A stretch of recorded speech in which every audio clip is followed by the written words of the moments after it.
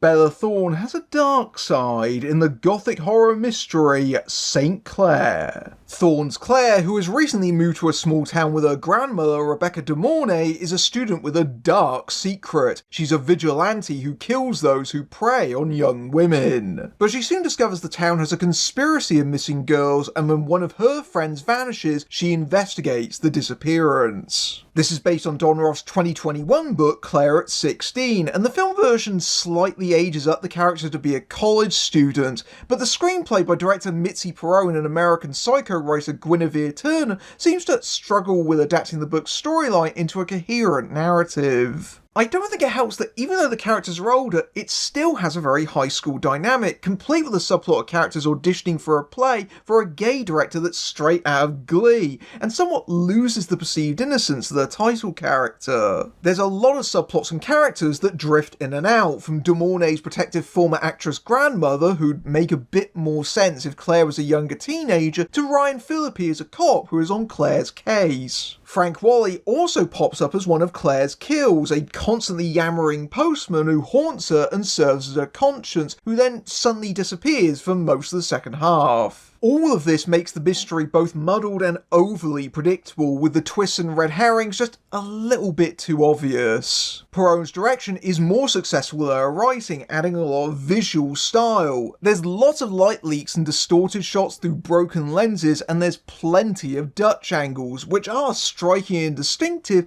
but sometimes are overused to the point of calling too much attention to themselves. This is especially true early on, where all the canted angles in tight close-ups cut together somewhat erratically can make the action hard to follow visually. I get we're meant to be disorientated, but I felt like my head was spinning at times. Thankfully, Bella Thorne's conflicted central performance is the strongest part. When Claire was a kid, she had to kill a murderer at camp, and that has awoken a homicidal side of her own. Her devout religious belief leaves her torn between sin and guilt, and that she hears voices from God makes her compare herself to Joan of Arc. There's actually a bit where someone asks, "Wasn't she burnt at the stake?" To which Claire responds, "Yeah, but she killed a lot of men before that." Claire veers between amateur sleuth and Dexter-esque avenging angel, but the film softens her morality by making sure that her victims are very evil and deserving. Thorne's sullen intensity is engaging, and even though the film is very messy,